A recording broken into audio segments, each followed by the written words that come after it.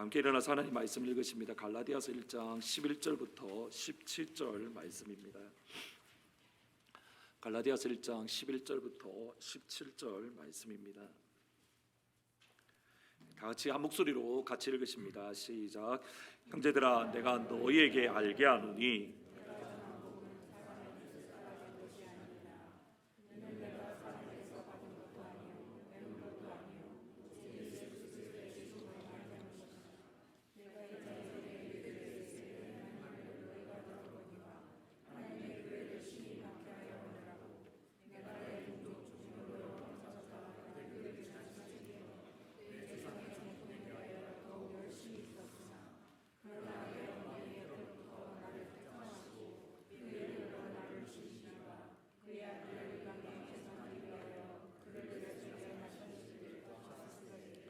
내가 혈육과 의논하지 아니하고 또 나보다 먼저 사도 되지 않들을 만나려고 예루살렘으로 가지 아니하고 아라비아로 갔다가 다시 다메섹으로 돌아갑니다.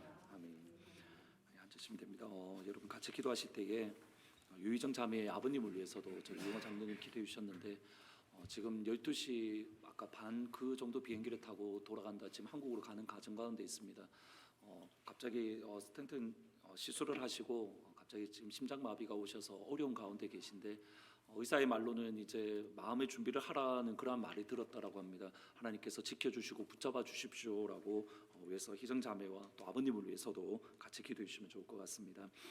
일반적으로 내일 종말이 오더라도 나는 한 그루의 사과나무를 심겠다는 말을 철학자 스피노자가 한 말로 저희들은 알고 있습니다. 그런데 지금 보시는 사진은 종교개혁을 일으켰던 마틴 루터가 그가 학창 시절에 보내었던 집으로 이 집 옆에 조그만한 사과나무 한 그루가 있다라고 합니다. 그리고 그 나무 밑에 조그만한 문장이 하나가 있는데 내일 종말이 오더라도 나는 한 그루의 사과나무를 심겠다. 이 말이 루터의 집 앞에 쓰여져 있다라고 합니다. 그러니까 루터가 했던 말로서 이것은 그의 묘비에도 쓰여져 있습니다. 한 장 더 넘겨주시면 제가 독일어를 모르기 때문에 이것을 가지고 한번 이렇게 구글 트랜슬레이션 해보니까 딱 그 말입니다. 내일 종말이 오더라도 나는 오늘 하루에 사과나무를 심겠다. 여러분, 철학자 스피노자가 한 말이 아니라 하나님의 사람, 믿음의 사람, 또 말씀의 사람인 루터가 한 말로서 이것을 받아들이면 그 뉘앙스가 조금 달라집니다.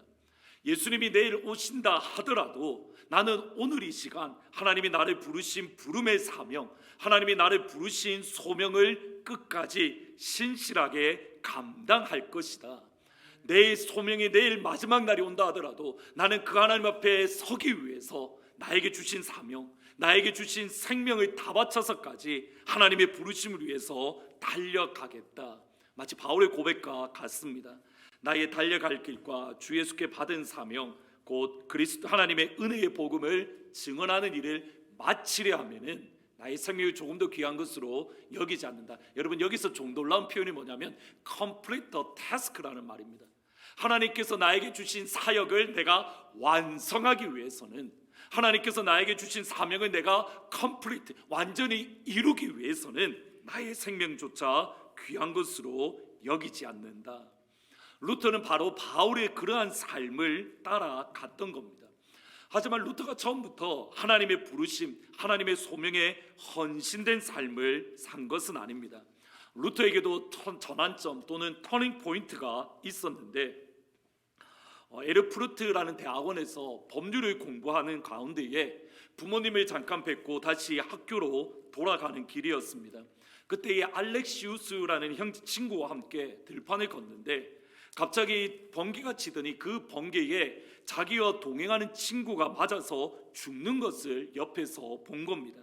조금 전까지 길을 걸으며 웃으며 이야기하던 그 친구가 번개에 맞아 죽는 것을 볼 때에 루터는 두려움에 사로잡혔습니다. 내가 법률가로 성공하는 것보다 더 중요한 것, 정말 삶의 본질적인 것들이 내가 놓치고 있었구나. 그리고 나서 목회자로서 그의 삶을 하나님 앞에 헌신한 겁니다. 지금 보시는 비석은 슈토테른하임에 있는 비석인데 바로 루터의 친구가 번개에 맞았고 루터가 하나님 앞에 헌신했던 그 장소에 세워진 비석으로 이러한 표현이 쓰여져 있습니다. 거룩한 땅, 종교개혁의 전환점, 하늘에서 이곳에 떨어진 번개가 젊은 루터에게 그 길을 보여주었다. 그 다음 말이 사실 저는 가슴이 뜁니다. 튜링겐 지역에서 빛이 나왔다. 1505년 7월 2일 사건은 루터의 터닝포인트, 나아가서 교회에 잘못된 길로 빠졌던 교회가 다시 하나님께로 돌아서는 터닝포인트가 되었습니다. 빛이 그 자리에서 나왔다. 아무것도 보이지 않는 흑암 가운데에 하나님의 생명의 빛을 예수 안에서 루터는 경험했고, 그가 경험했던 하나님의 빛을 세상 가운데에 보여주었습니다. 여러분, 우리 하트포드 이 자리에 이 비석 세우면 얼마나 영광스럽겠습니까? 하나님의 빛이 하트포드에서부터 열려졌다. 하트포드에서부터 하나님의 생명의 빛이 반사되어서 세상 가운데에 퍼져 나아갔다. 여러분, 그러한 꿈을 꾸시면 좋을 것 같습니다. 에시베리의 부흥의 역사, 그 가운데 비석이 세워지는 것이 아니라 커네티켓 이곳에, 하트포드, 맨체스터 이곳에 비석이 세워져서 빛이 이 자리에서부터 열방 가운데에 흘러나갔다. 여러분들의 집 가운데에 모퉁이 또 코너스톤을 세우고 이곳에서부터 하나님의 빛이, 하나님의 복음이 흘러나갔다. 그러한 축복들이 여러분 가운데 임하기를, 또 우리 가운데 임하기를 주의 이름으로 축원합니다. 루터에게 터닝 포인트가 있었던 것처럼 바울에게도 터닝 포인트가 있었는데, 그것이 오늘 읽으셨던 본문의 말씀입니다.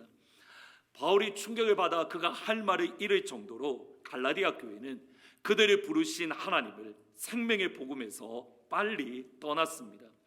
갈라디아 교회가 복음에서 빨리 떠나고 그리고 하나님을 버린 이유는 어떤 이들, 갈라디아에 도착했던 어떤 이들, 곧 유대인 그리스도인 선교사들 때문입니다. 여러분, 바울이 그들을 향하여 이렇게 말합니다. 유대인 그리스도인 선교사들입니다. 그러니까 예수를 모르는 사람이 아니라 유대인 그리스도인 선교사들이 갈라디아에 도착을 했고, 그들로 인해서 갈라디아 교회는 교란에 빠졌습니다. 여기 교란하다 하는 것은 혼돈 가운데 빠뜨리다, throw them into confusion, 그들을 혼란 속으로 밀어 넣다, 또는 frightening, 그들을 위협하다라는 뜻입니다. 갈라디아 교회에 도착했던 어떤 이들, 유대인 그리스도인 선교사들이 갈라디아 교회를 혼란에 빠뜨리고 갈라디아 교회를 위협에 빠뜨린 결과 그들은 예수 그리스도의 복음을, 하나님을 버리고 떠나가는 변질된 신앙을 가졌던 겁니다. 유대인 그리스도인 선교사들이 갈라디아 교회를 위협하고 혼돈에 빠뜨리는 방법이 뭐냐면 바울을 공격하는 겁니다. 바울을 대적하는 겁니다. 바울을 반대하는 겁니다. 이런 의미에서 이 유대인 그리스도인 선교사를 이렇게 부릅니다. Paul's opponent, 바울에 반대하는 사람들, 또는 agitator, 또는 false teacher, 거짓 교사들, 이렇게 표현을 합니다. 이들의 바울을 향한 공격이 1장 10절에 나옵니다. 내가 이제 사람들에게 좋게 하랴, 하나님께 좋게 하랴, 사람들에게 기쁨을 구하랴. 내가 지금까지 사람의 기쁨을 구했다면 예수 그리스도의 종이 아니다. 바울이 향하여 이런 말을 하는 겁니다. 바울은 하나님을 기쁘시게 하는 거, 하나님을 즐겁게 하고 하나님의 미소를 바라보며 하나님을 행복하게 하는 사람이 아니라 사람의 눈치를 바라보고 사람을 기쁘게 하고 사람을 즐겁게 하고 사람의 마음을 행복하게 해주는 그러한 사람 눈치 보는 사람, 이러한 거짓말을 퍼뜨리는 겁니다. 그리고 바울이 사람의 눈치를 보고 바울이 사람을 기쁘게 하고 바울이 사람을 즐겁게 하는 진짜 이유는 무엇이냐면 바울이 전했던 복음이 반쪽짜리 복음이다. 바울이 전한 복음은 하나님의 하늘로부터 내려온 복음이 아니라 하나님도 있고 사람도 있는 반쪽짜리 복음. 다시 말하면 바울이 복음을 제대로 알지 못했기 때문에 그가 전한 복음은 사람을 기쁘게 하는 복음이라는 반대, 그러한 공격이었습니다. 사람을 기쁘게 한다, 또 사람의 눈치를 본다라는 그 복음과 반대에 대해, 그리고 공격에 대해 바울이 말하는 것이 이겁니다. 내가 전한 복음이 진짜 복음이고 내가 전한 복음이 생명의 복음이고 내가 전한 복음을 믿을 때에만 구원을 받고 내가 전한 복음을 믿을 때에만 하나님의 자녀가 된다. 진짜 생명의 복음은 내가 전한 복음이다.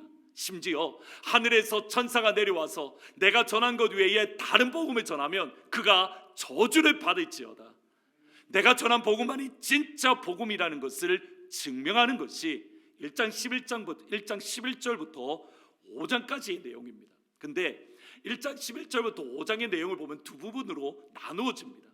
내가 전한 복음이 진짜 복음이라는 것을 증명하는 바울의 두 가지 방법인데, 첫 번째로는 3장부터 5장까지는 구약의 성경을 인용해서 구약 성경에 이런 말씀이 있는데 이 말씀을 예수님이 이루었어. 따라서 내가 전한 복음이 진짜 복음이야. 이론적인 설명 또는 이론적인 변증을 하고 있습니다. 그리고 이론적인 변증을 하기에 앞서서 1장 11절부터 2장까지는 바울이 어떻게 증명하냐면 자신의 경험을 통해서, 내가 전한 복음은 사람에게 받은 것도 사람에게 배운 것도 아니고 예수 그리스도의 계시로 말미암은 것이다. 자신의 경험을 이야기합니다. 12절 말씀입니다. 같이 한번 읽어보십니다. 시작. 이는 내가 사람에게서 받은 것도 아니요 예수 그리스도의 계시라는 이 말은, 레벨레이션이라는 이 말은 예수님이, 하나님이 바울의 삶 속에 스텝인 하셨다. 하나님이 바울의 삶에 인베이드 하셨다. 하나님께서 바울의 삶에 개입하셨다라는 뜻입니다. 바울에게 있어서 복음은 사건입니다. 알고 있던 복음이 그에게 경험된 복음으로 업그레이드 되었습니다. 바울이 그의 전한 복음이 진짜이고 내가 전한 복음이 생명의 복음이다. 그것을 변증하는 방법은 이렇습니다. 내가 전한 복음이 진짜인 것을 알고 싶습니까? 내가 전한 복음이 생명의 복음인 것을 알고 싶습니까? 내가 전한 복음 외에 천사가 다른 복음을 전하면 천사가 저주받을 정도로 내가 전한 것이 진짜라는 것을 알고 싶습니까? 증거는 이겁니다. 내가 복음을 경험했습니다. 나는 복음을 만났습니다. 나의 삶이 복음의 증거입니다. 나는 예수 그리스도의 복음을 만났습니다. 할렐루야, 아멘. 바울이 복음을 증명하는 방법이 뭐냐면, 나는 복음을 만났습니다. 나는 복음을 경험했습니다. 복음이, 내가 만난 복음을 여러분 가운데에 증거하고 있습니다. 바울의 삶을 그들 가운데에 보여주고 있는 겁니다. 세상에 수없이 많은 복음이라고 불려지는 것들이 있습니다. 이것을 가지면 행복해진다고, 이것을 가지면 천국에 갈 수 있다고, 천국과 같은 삶을 누릴 수 있다고, 수없이 많은 복음이라고 불리는 거짓들이 우리 가운데에 수없이 많이 있습니다. 그때에 여러분의 자녀들이 여러분에게 와서 질문을 합니다. 아빠가 믿는 복음이 진짜인 것 어떻게 증명할 겁니까? 내가 이 땅을 살아보니, 내가 학교에서 배운 것이, 내가 이 세상을 살아보니 나에게 행복을 주는 것은 이거인데, 아빠가 믿는 그 복음이 진짜인 것을 어떻게 가르쳐 줄 겁니까? 여러분의 자녀들이 엄마에게 찾아와서, 엄마, 내가 이 땅을 살아가면서 보니, 학교에서 선생님들에게 배우고 친구들과 이야기하다 보니 나에게 행복을 주는 것은 이거라고 하는데, 엄마가 믿는 복음이 진짜인 거 어떻게 증명할 거예요? 어떻게 나에게 가르쳐 줄 거예요? 여러분 뭐라고 대답하시겠습니까? 두 가지로 대답하셔야 됩니다. 하나님의 말씀을 통해서 예수 그리스도를 믿는 믿음으로만 구원받는다는 이 영광스러운 진리 위에 굳건히 서서 성경을 봐봐. 창세기에서부터 요한계시록을 봐봐. 하나님이 살아계신 복음, 이 복음을 믿어야 구원받는다고 기록되어 있어. 내가 복음을 부끄러워하지 아니하노니 이 복음은 모든 믿는 자들에게 구원을 주시는 하나님의 능력이 됨이라. 첫째는 헬라인에게요, 또한 유대인에게로다. 여러분의 자녀에게 이 성경을 가르쳐 줄 수 있어야 됩니다. 여러분 오해하지 마십시오. 정말 오해하고 있는 것이 한국에서도 그렇고 미국에서도 그렇고, 여러분 자녀에게 성경을 가르치고 복음을 가르치는 책임 누구에게 있는 겁니까? 목사인 저에게 있는 겁니까? 주일학교 전도사님들에게 있는 겁니까? 아니요. 오해하지 마십시오. 여러분의 자녀들에게 복음을 증거하는 책임은 누구에게 주셨습니까? 아빠에게 주셨습니다. 그러면 엄마들은 아멘 해야죠. 왜 아멘을 안 하십니까? 복음을 증거하는 자녀들에게 복음을 가르쳐 주는 책임 누구에게 주셨습니까? 아빠에게 주셨습니다. 복음을 증거하는 책임 누구에게 주셨습니까? 아빠들은 누굴 뭐라고 이야기해야 될까요? 아멘. 부모님에게 주셨습니다. 1차적인 책임은 부모님입니다. 전도사님이 아닙니다. 근데 우리는 착각하고 있습니다. 좋은 전도사님, 당연히 좋은 전도사님 모셔야죠. 그런데 부모님이 그 아이들에게 복음을 증거하는 역할은 여러분들에게 주신 겁니다. 디모데를 보셔야 됩니다. 네 속에 있는 거짓 없는 믿음은 누구에게 있다는 겁니까? 너의 엄마에게 있었고 너의 할머니에게 있었고, 여러분의 자녀들이 여러분에게 와서 엄마가 믿는 복음, 아빠가 믿는 복음이 나에게 가르쳐 주십시오 할 때에 가르칠 준비가 되어 있으십니까? 그 아이들에게 이것이 진짜 복음이라고 가르칠 준비가 되어 있습니까? 두 번째로, 내가 경험한 복음이 진짜 복음이야. 나는 이 복음을 알 뿐만 아니라 이 복음을 내가 진짜 경험했어. 이 복음을 인해서 내가 새로워지고, 이 복음 때문에 내 영혼이 변화되고, 내가 예수 믿는 믿음으로 나의 삶이 새로워진 거 너는 보았잖아. 여러분의 자녀들에게 여러분의 삶을 보여주는 거죠. 내 삶을 봐봐. 내 삶을 보면 내가 믿는 복음, 내가 믿는 예수가 진짜인 걸 알 수 있잖아. 지금 바울이 하는 말입니다. 여러분의 삶을 보면 여러분이 믿고 있는 복음이 진짜인 것 드러나야 되는 겁니다. 그 축복, 그 은혜. 여러분이 예수 믿는다는 것을 제일 잘 아는 사람은 누구일까요? 여러분의 남편이 예수 믿는다는 것을 제일 잘 아는 사람 딱 두 사람입니다. 아내 아니면 자녀들입니다. 여러분의 아내가 예수 제일 잘 믿는다는 거, 믿는지 안 믿는지 아는 거 확인할 수 있는 방법 간단합니다. 남편에게나 애들한테 가서 물어보면 다 나옵니다. 집에 가서 또 이 말 하실까 봐 제가 조심스러운데, 제가 킹덤 키즈로 갈 때에 유스 애들한테도 한 번씩 그러는데, 야, 집에서 어떻게 보내라고 제가 물어볼 때가 있습니다. 제가 왜 물어보는지 아십니까? 집에서 부모님 어떻게 하는지 걔들은 다 저한테 이야기 다 하거든요. 여러분들 집에서 싸우는지 안 싸우는지, 집에서 어떤 행동하는지 걔들 줄줄줄 다 나옵니다. 우리 애는 안 그럴 거야. 그 애가 제일 먼저 말하는 애들입니다. 자녀에게 여러분이 믿는 복음을 보여주셔야죠. 그러한 은혜들, 바울과 같은 그 은혜들이 여러분 가운데 임하기를 진심으로 축복합니다.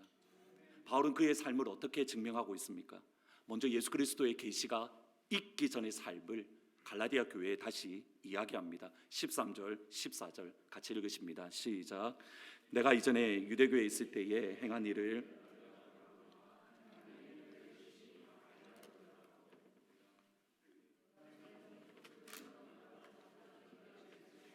내 조상의 전통들에 대하여 더욱 열심히 있었으나, 여러분에게 자녀들에게 여러분들이 만난 복음을 가르치는 방법은 이겁니다. 첫 번째로 예수 그리스도의 계시가 있기 전의 삶을 이야기하는 겁니다. 바울이 말하는 예수 그리스도의 계시가 있기 전의 삶을 바울은 이렇게 표현합니다. 내가 이전에 유대교에 있을 때 행한 일, 여기 행한 일이라는 단어가 중요합니다. 아나스트로페라는 헬라 단어인데 비데기라는 헬라 사전에서 정확하게 이렇게 표현합니다. 잘 보셔야 됩니다. conduct, 행동 또는 삶, express according to certain principle, 어떠한 원리에 따라서 표현되어지는 행동입니다. 그러니까 이전에 행했던 삶이라는 이 말은 way of life라는 말이 정확한 말입니다. 삶의 길, 어떤 원칙에 따라서 그 원칙에 따라서 행동하는 삶의 모습, 그의 삶의 기준에 따라서 그가 어떻게 살아갔는가. 바울은 내가 예수를 만나기 이전에 어떤 삶의 원칙이 있었고 어떤 기준으로 살아갔는가 두 가지를 이야기를 합니다. 첫 번째로는 예수 그리스도의 계시가 있기 전에는 그의 삶의 원리는 하나님의 교회를 박해하고 예수 그리스도를 믿는 사람을 전멸시키려 했습니다. 예수 그리스도의 계시가 있기 전에 바울의 삶의 두 번째 원칙은 조상들의 전통에 대해서 열심을 품었습니다. 이 두 가지를 종합하면 조상들의 전통, 하나님이 모세를 통해서 주셨던 율법, 그리고 그 율법에 대한 열심, 율법에 대한 열정이 하나님의 교회를 핍박하고 하나님의 믿는 주의 제자들을 박해하게 만들었습니다. 여러분, 여기서 중요한 표현이 있습니다. 바울의 삶을 이해하는 중요한 표현입니다. 바울이 왜 예수 믿는 사람을 죽였는가? 율법에 대한 열심 때문입니다.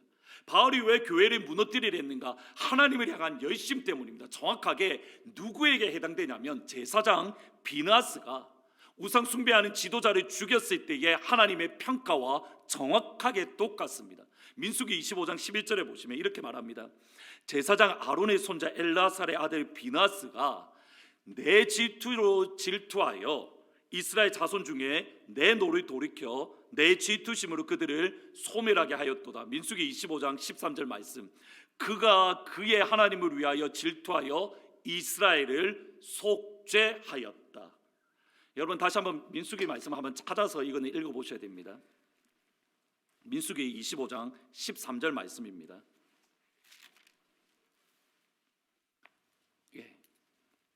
민수기 25장 13절 말씀 한번 찾아서 여러분 이스라엘을 속죄했다라는 말을 여러분 줄을 끄셔야 됩니다.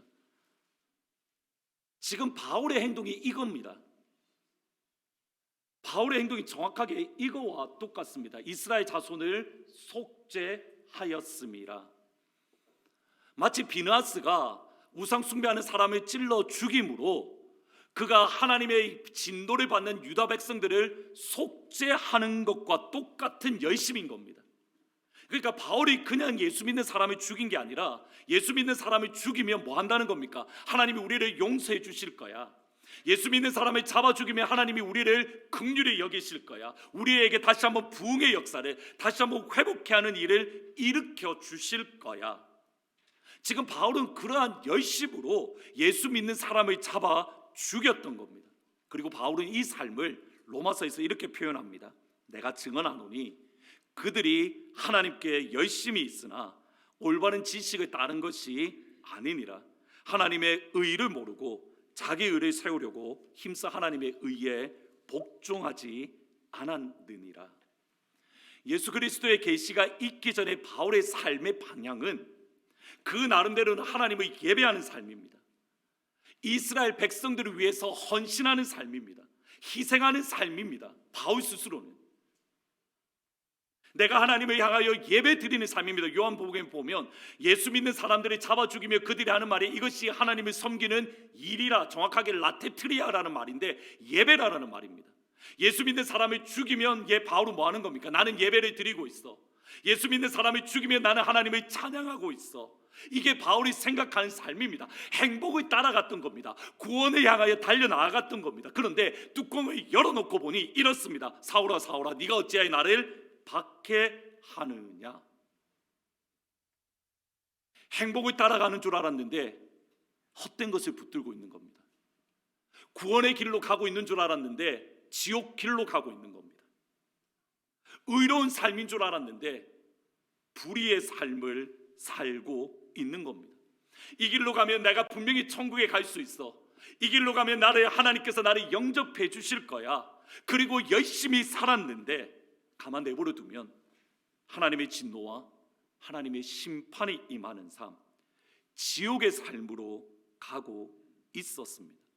그런 바울에게 예수 그리스도의 계시, 복음의 사건이 일어났던 겁니다. 그것이 갈라디아서 1장 16절 말씀입니다.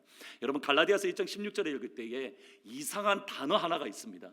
그 이상한 단어가 뭔지를 보시면서 읽으면 좋겠습니다. 같이 한번 읽습니다. 시작. 그의 아들을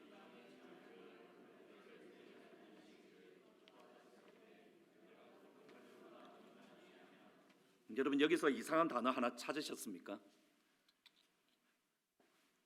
그의 아들을 이방에 전하기 위하여 그를 내 속에 나타내시기를 기뻐하셨을 때에 내가 혈육과 의논하지 않았다.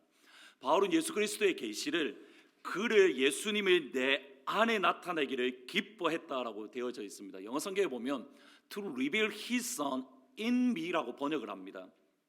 근데 여러분 이게 정확하게 문법적으로 헬라어도 그렇고 영어도 그렇고 문법적으로 맞으려면 이렇게 번역돼야 됩니다. God is pleased to reveal His Son to me. 하나님께서 하나님의 아들을 나에게 to me 나에게 계시하는 것을 하나님이 기뻐하셨다. 여러분 헬라어로 보면 이 단어가 맞습니다. 실제로 바울이 그렇게 사용합니다. 다른 성경에서는 하나님의 아들이 나에게 나타나셨다. 고린도전서 15장에 정확하게 그렇게 말합니다. 하나님의 아들이 나에게 to me, He was appeared to me. 하나님께서 나에게 나타나셨다. 근데 갈라디아에서만 He was pleased to reveal His Son in me라고 번역을 합니다. 정확하게 n이라는 단어를 씁니다. 학자들 사이에 여러 가지 디베이트가 있습니다.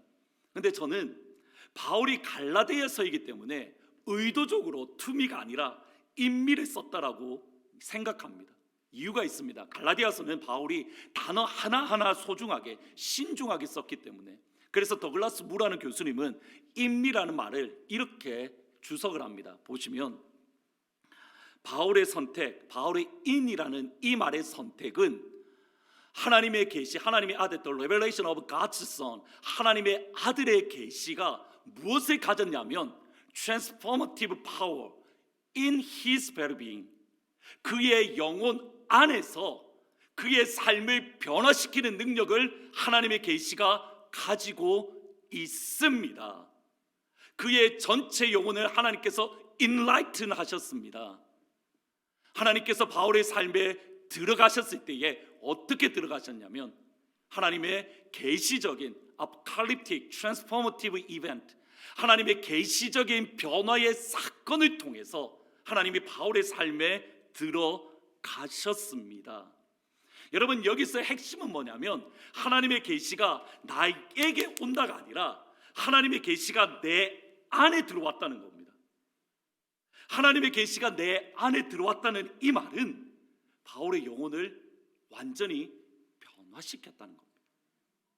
그냥 듣는 경험이 아니라 바울의 영혼 자체를 변화시키는 복음의 사건, 바울의 마음 자체를 새롭게 하는 변화의 사건, 하나님의 복음이 바울 안에 들어가며 바울의 영혼을 뒤집어 버리는 거고 바울의 생각을 새롭게 하는 거고 바울이 가지고 있는 마음을 새롭게 변화시켜 놓은 겁니다. 바울은 그것을 고백하기 위해서 예수 그리스도의 복음이 내 안에, 예수 그리스도의 복음이 내 안에 역사했습니다. 그리고 바울의 삶이 변한 겁니다.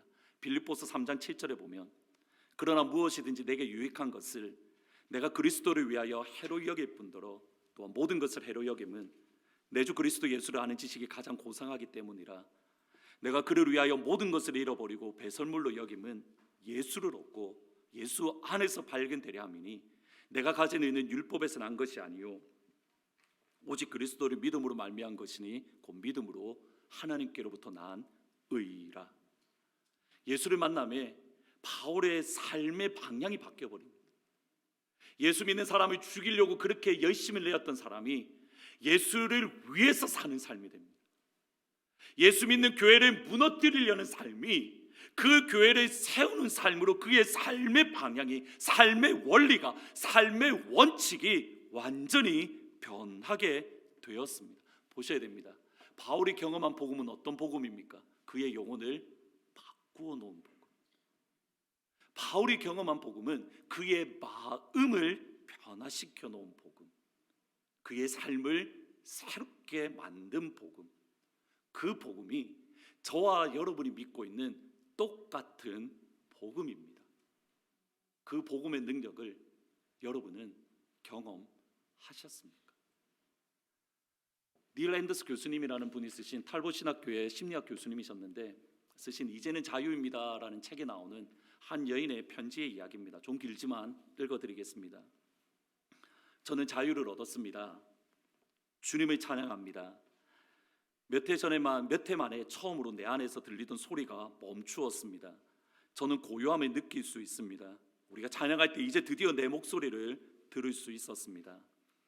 14년 동안 내게 사랑한다는 말을 하거나 내가 올 때 한 번도 품 안에 안아준 적이 없었던 그런 어머니와 함께 살았습니다.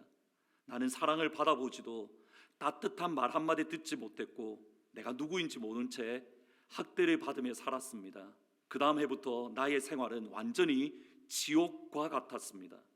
어머니에게 쫓겨났고 다른 가족과 살았는데 그 가족의 집에서도 쫓겨났습니다. 온몸의 증세를 설명할 수 없는 발진, 두드러기, 상처 자국 등이나 고통을 당했습니다. 직장도 잃었고 주님께 나아갈 수도 없었습니다. 찬송을 부를 수도, 성경을 읽을 수도 없습니다. 이 고통을 순간적으로 잊기 위해서 음식을 먹어 댔습니다. 악령들은 내게 선악에 대한 분별력을 흐리게 했고 내 존재를 찾고 사랑을 얻기 위해 부도덕한 생활을 시작했습니다. 그러나 어제 나의 생애를 조종하는 사탄의 영향력을 거부했을 때에 마침내 모든 것이 끝이 났습니다. 저는 주님께 사랑받고 있는 존재인 것을 깨닫고 자유를 찾았습니다. 아직 이런 것을 깊이 깨달은 경지는 아닙니다. 그러나 맑은 정신과 영으로 이 글을 씁니다. 음식을 그렇게 개걸스럽게 먹던 일이 갑자기 이상한 일로 보입니다. 이때까지 그리스도인이 사탄에 조종당할 수 있다는 걸 알지 못했습니다. 사탄에게 속았습니다. 그러나 이제는 자유합니다. 감사합니다, 예수님. 감사합니다, 예수님. 나는 이제 자유합니다. 예수 그리스도의 계시가 우리 안에 경험될 때에 일어나는 일들입니다. 주중에 오래간만에 영화를 봤습니다. 지저스 레볼루션이라는 영화인데 크게 나오는 한 장면을 잠깐 같이 보고 마무리하면 좋을 것 같습니다.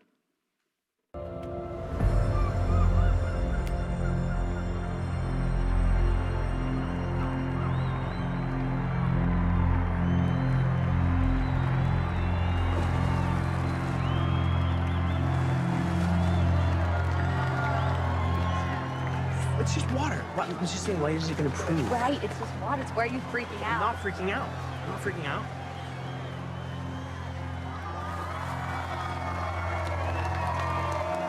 Okay, I'm freaking out a little bit. You're gonna be fine.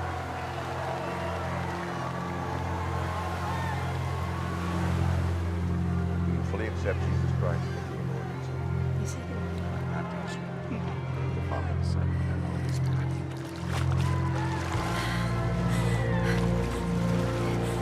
Today you are transformed. Your heart, your soul, your life will never be the same. You're welcome. How'd that feel? You'll see.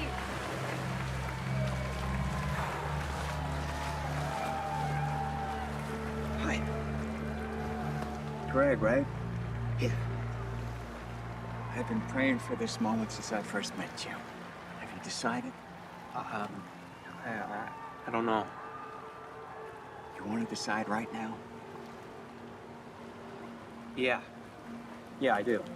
Then pray with me. Lord Jesus, I know I'm a sinner, Lord Jesus, I know I'm a sinner. but you are the Savior of the world. You are the Savior of the world. I ask you to come into my life. I ask you to come into my I life repent for my sins, and repent from all my sins. and I accept you as my Lord and Savior, my God and friend. And accept you as my Lord and Savior, my God and my friend. In Jesus' name, In Jesus' name. amen. Greg, I baptize you in the name of the Father, and of the Son, and of the Holy Spirit. Amen.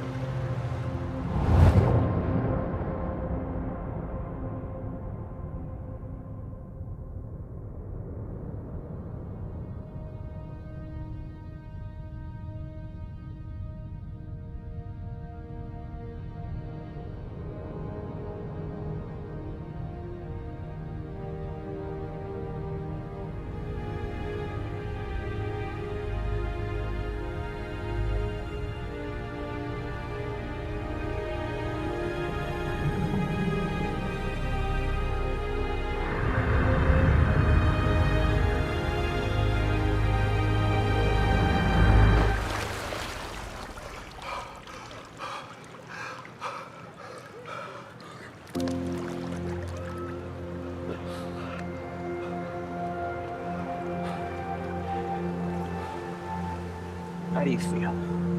Alive.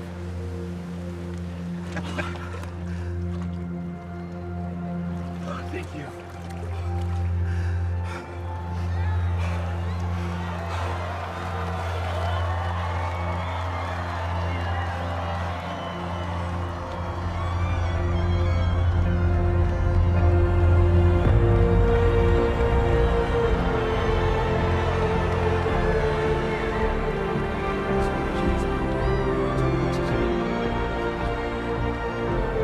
지금 와서 지저스 이 사건 그대로 실제 이 모습 그대로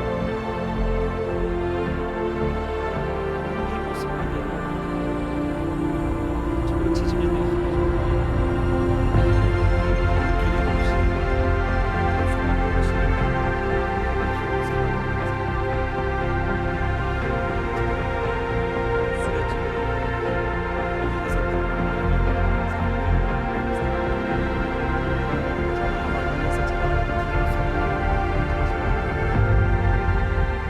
그때의 젊은이들의 모습이 오늘을 살아가는 우리의 젊은이들의 모습과 똑같은 겁니다. 근데 이 친구들이 변화되었던 방법은 딱 하나밖에 없습니다. 예수입니다. 예수가 이 아이들 가운데에 딱 들어가 버리니 하루아침에 마약 끊고 하루아침에 술 끊고 하루아침에 시간을 낭비하던 삶에서 예수를 위한 삶으로 이 아이들이 변화가 되고 새로워졌습니다. 어떤 사람들은 그렇습니다. 그렇게 이야기를 하기도 합니다. 저기서 예수 믿고 세례받았던 사람들 중에 또다시 이전의 삶으로 돌아갔던 이들이 있습니다. 또다시 마약했던 사람들도 있습니다. 또다시 술에 빠졌던 사람들도 있습니다. 그런데 이 아이들 삶 가운데에 예수가 그들 안에 있었던 사람들은 어떤 일이 일어난지 아십니까? 그 사람들의 자녀들이 예수를 믿고 미국 교회를 지켰습니다. 그 사람들의 자녀의 자녀들이 예수를 믿고 미국 교회를 지켰고 오늘 이 시간에 미국 교회가 서 있는 겁니다. 여러분 더 놀라운 게 뭔지 아십니까? 자녀들의 자녀들이 예수 믿는 것이 점점점 멀어져가는 이 시간에 무엇이 일어나는 겁니까? 에시베리 부흥이 일어나는 겁니다. 다시 한번 예수의 역사가 이 아이들 가운데 일어나고 있는 겁니다. 여러분 미국에 왜 소망이 있는지 아십니까? 이 역사가 끊임없이 일어나기 때문입니다. 청년들이 무너질 때에 청년들 가운데 소망이 없다고 생각되어질 때에 또다시 예수의 사건이 일어나는 겁니다. 1970년에 일어났던 이 운동, 척 스미스 목사님의 운동, 무슨 운동이라고 하는지 기억하십니까? Jesus Movement. 그리고 이 사람들이 뭐라고 불렀는지 기억하십니까? Jesus People. 하나님이 다시 한 번 더 Jesus People, 예수의 사람들을 일으키고 있습니다. 여러분, 제가 1부 예배 때는 제가 그 말씀을 드렸는데 3부 때는 조금 다르긴 한데 1부 때는 예배 때 여러분 1970년대 여러분의 저는 태어나기 전입니다. 이때 미리 말씀드리면 저는 태어나기 전입니다. 여러분 근데 이때 여러분 태어나셨던 젊으신 대학교를 다니셨던 분 계시잖아요. 이때에 고등학교 다녔던 분들 계시잖아요. 여러분들 그 소식을 어떻게 듣습니까? 다른 누군가의 부흥의 소식으로 듣잖아요. 여러분 또다시 다른 누군가의 부흥으로 이 소식을 들으실 겁니까? 여러분의 자녀들이 또 다른 누군가의 부흥의 소식으로 이 부흥의 소식을 듣기를 원하십니까? 저는 너무 싫습니다. 영화를 보고 다시 한번 제 마음속에 결단한 게 된 게 이겁니다. 하나님, 우리 교회 가운데에 예수의 사람들을 일으켜 주십시오. 우리의 교회 가운데에 지저스 제너레이션을 일으켜 주십시오. 여러분 그냥 일어나는 일들이 아닙니다. 오늘 새벽에 이렇게 저는 새벽에 교회 일찍 나오는데 주일날에도 여기입니다. 저희 사택에서 이렇게 오니까 여기서 딱 랩턴을 하려고 딱 랩턴을 하는데 하려고 스탑 사인을 딱 가는데 이제 교회가 보이는데 하나님이 제 안에서 한 가지 질문을 툭 던지시는 겁니다. 이거는 1부 예배 때 안 드리고 3부 예배 때만 말씀드립니다. 하나님께서 제 안에 질문을 툭 던집니다. 성수야, 너 나 믿니? 여러분 이게 너무 황당한 질문이지 않습니까? 하나님 예수님이 그래도 목사인데 예 예수님 나 예수님 믿습니다. 근데 그 안에 한다방 질문을 한 번 더 던지는 겁니다. 네가 믿는 예수는 왜 그렇게 작냐? 네가 믿는 하나님은 왜 그렇게 작냐라고 질문을 하시는 겁니다. 여러분이 믿는 하나님은 어떤 하나님이고 여러분이 믿는 예수님은 어떤 예수님입니까? 여러분이 가지고 있는 우울증보다 작은 예수님입니까? 여러분이 가지고 있는 삶의 진로에 대한 것보다 더 작은 예수님 아닙니까? 목회를 하면서 수없이 많은 어려움들이 있습니다. 왜 없겠습니까? 여러분들에게 말하지 못하는 고민들, 하나님 교회를 어떻게 이끌어가야 될까요? 팬데믹 이후에 어떻게 세워가야 될까요? 내 모습을 되돌아보니 제가 가지고 있는 고민보다 예수님이 더 작은 겁니다. 내가 가지고 있는 고민보다 예수가 더 작은 겁니다. 주님이 거기에 대해서 책망하시는 겁니다. 너 진짜 나 믿냐고. 여러분의 예수는 어떤 예수입니까? 여러분의 하나님은 어떤 하나님입니까? 금요일날 그 말을 드렸습니다. 여러분 제이마트 앞에 보면 6칸 그 스테디움이 있습니다. 플라이 위트니 스테디움이라고 하던데 일부 예배 끝나고 찾아봤습니다. 여러분 거기에 몇 명을 수용할 수 있냐면 4만 명을 수용할 수 있다고 합니다. 4만 명. 영화 맨 마지막 끝나고 나서 에필로그 쭉 올라가면서 빌리 그레함 목사님이 설교를 하면서 그 스테디움에 가득 차 있는 하나님의 청년들을 바라볼 수 있었습니다. 여러분 우리 한번 같이 꿈을 꾸면 어떨까요? 그 스테디움에 세상 축구한다고 청년들이 모여서 그게 환호성을 지르는 게 아니라 예수의 이름을 선포하며 왕이신 하나님 내가 주님을 높입니다라고 우리의 청년들이 선포하는 그 꿈, 그 영광. 여러분 그러기 위해서는 우리에게 필요한 것이 있습니다. 역대하 7장 14절 내 이름으로 일컫는 내 백성이 그 악한 길에서 떠나 스스로 낮추고 기도하여 내 얼굴을 찾으면 내가 하늘에서 듣고 그들의 죄를 사하고 그들의 땅을 내가 고치리라. 같이 기도하면 좋겠습니다. 하나님 이 영광의 날을 우리에게 허락해 주십시오. 예수의 세대를 일으켜 주십시오. 예수의 사람을 일으켜 주십시오.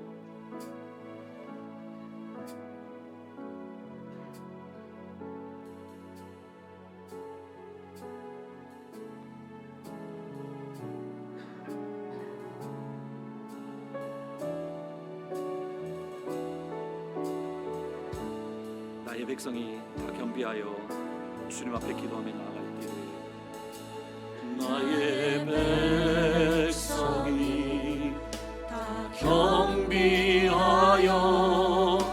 내게 기도하며 나의 얼굴을 구하여서 그 악한 길 떠나며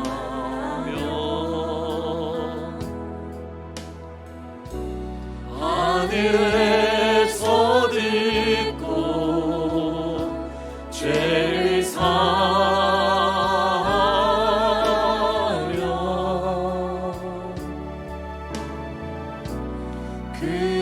그들의 땅을 고치리라.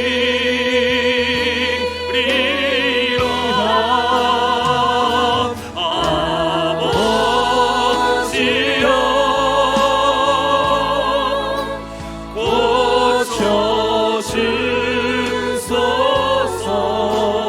고쳐주소서. 이 나라 주의 것 되게 하소서.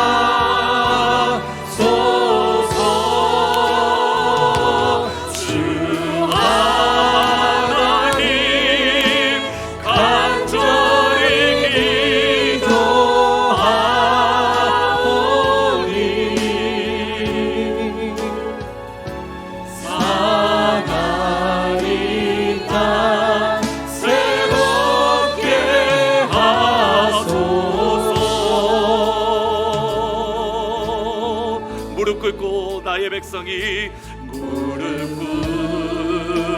꿇고 다 경배하여 주께 기도하리. 주의 얼굴을 구하여서 주의 얼굴을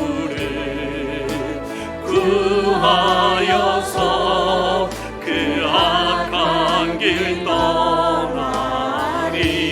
주님의 자비로 죄를 사하며 주님의 자비로 죄를 사하. 주님의 자비로 이 시간 충만하게 임하여 주십시오. 주님의 자비로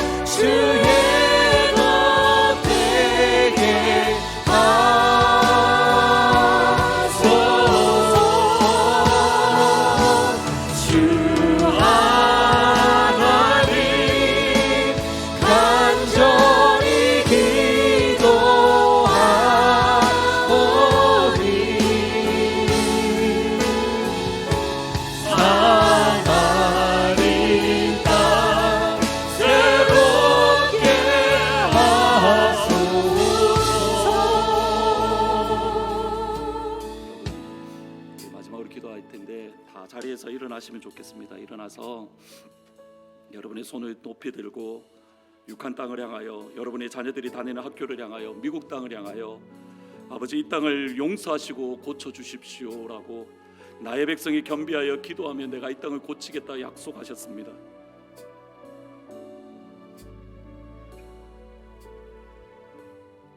소망이 없는 이 땅 가운데에 유일한 소망은 예수 그리스도밖에 없습니다.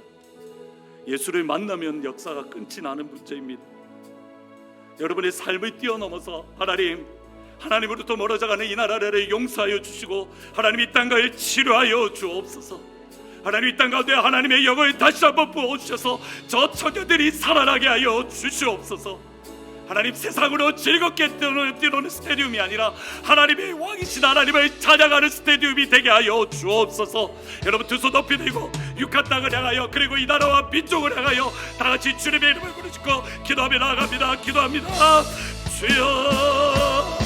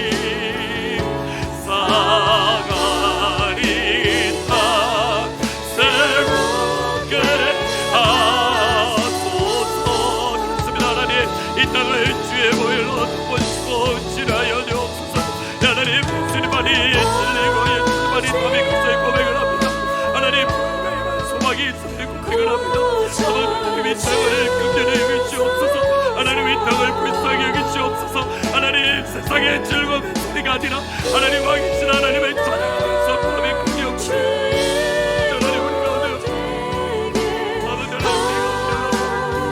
허락하여 주십시오. 아버지 하나님 우리 가운데 허락하여 주십시오. 아버지 하나님 우리 가운데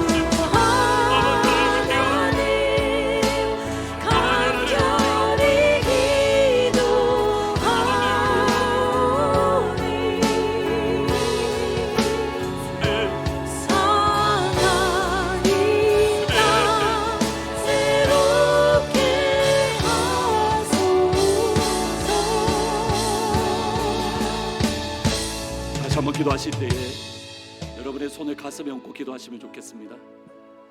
청년들은 하나님 부흥을 허락하시고 예수가 내 안에 역사하는 은혜를 주십시오라고 기도하시고, 어른들은 나도 한때 그러한 부흥에 대한 열정이 있었는데 과거의 이야기가 아니라 하나님 지금 이 시간 부흥에 대한 열정을 허락해 주십시오라고. 여러분 여기 계신 분들 과거를 되돌아보면 다 그랬었잖아요. 대학교 졸업할 때 내가 세상을 변화시킬 거다 그 열정이 있으셨잖아요. 근데 그 열정 그대로 있으십니까? 리바이브, 다시 살아나야 됩니다. 하나님 내가 고등학교 때 예수 만났던 그 열정을 허락하여 주십시오. 다 끝까지 가서 예수가 답이다라고 선포할 수 있는 하나님 그 열정을 허락하여 주십시오. 육한 땅을 변화시킬 수 있는 그 열정, 센츄럴을 변화시킬 수 있는 그 열정, 하나님 부흥에 대한 열정을 내 안에 다시 한번 일으켜 주십시오. 예수를 만나게 해주십시오라고. 여러분 손에 가슴이 얹고 마지막으로 주의 이름을 정말 간절하게 부르짖고 하나님 아니면 안 됩니다라고 하면서 같이 기도하며 나갑니다. 기도합니다. 주여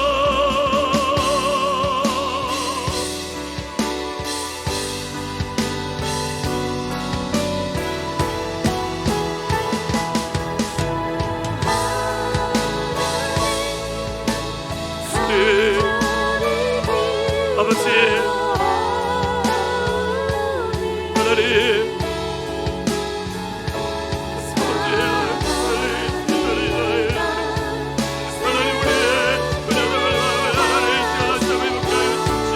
하나님의 영광의 역사가 이 시간 우리 가운데 허락하여 주시고 하나님의 충만케 하시는 역사를 우리 가운데 부어주옵소서. 하늘의 아버지 하나님 이 시간 충만하게 충성하여 주시고 아버지 하나님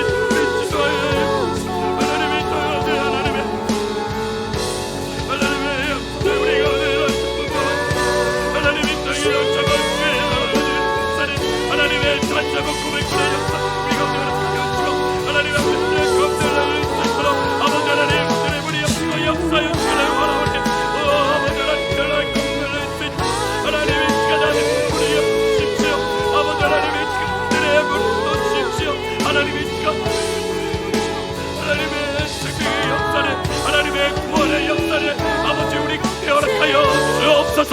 다같이 찬양하며 선포하며 나아갑니다. 아버지여 이 땅을 고쳐 주옵소서. 아버지 이 땅을 고치시옵소서. 아버지여 고쳐 주소서. 우리의 소리를 들으십시오.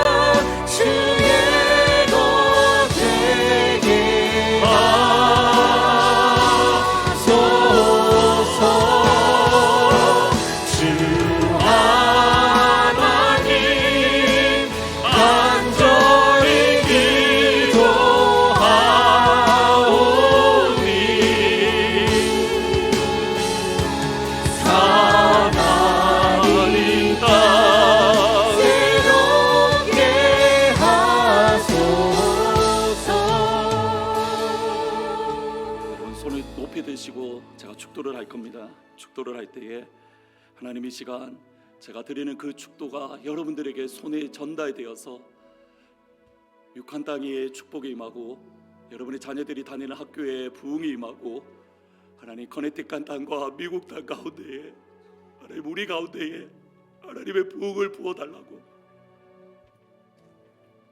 하나님 이제 다른 누군가의 부흥의 이야기가 아니라 우리의 부흥의 이야기가 되어질 수 있도록 하나님 우리가 이 시간 기도합니다. 하나님 하늘의 문을 열어주십시오라고. 두 손 높이 드시고 제가 축도할 때 그 축도를 여러분의 자녀들의 학교에 여러분의 자녀들에게 육한과 미국 땅 가운데에 흘려보내는 시간이 되기를 진심으로 축원합니다. 치유의 역사가 일어날 겁니다. 하나님이 회복케 하는 역사가 일어날 겁니다. 하나님이 여러분을 일으키는 역사가 일어날 겁니다. 하나님 은혜 베풀어 주옵소서. 아버지, 우리의 부르짖음을 들으시옵소서. 나의 백성이 겸비하여 기도하면 내가 듣고 내가 고치리라 약속하셨던 아버지 하나님, 우리의 자녀들의 학교에 하나님 부흥의 역사를 허락하여 주옵소서. 초등학교에 부흥의 역사를 허락하여 주옵소서. 중학교에 부흥의 역사를 허락하여 주옵소서. 고등학교에 부흥의 역사를 허락하여 주옵소서. 심지어 프리스쿨에도 부흥의 역사를 허락하여 주시옵소서. 육한 땅을 긍휼히 여기시옵소서. 센트럴을 불쌍히 여기시옵소서. 유아인트를 긍휼히 여기시옵소서. 하나님 이 땅을 치료하여 주옵소서. 하나님으로부터 멀어져가는 이 땅을 치료하여 주옵소서. 하나님의 배반하는 이 땅을 치료하여 주옵소서. 다시 한번 이 땅의 부흥의 역사를 하나님 흘러 넘쳐나게 하여 주시옵소서.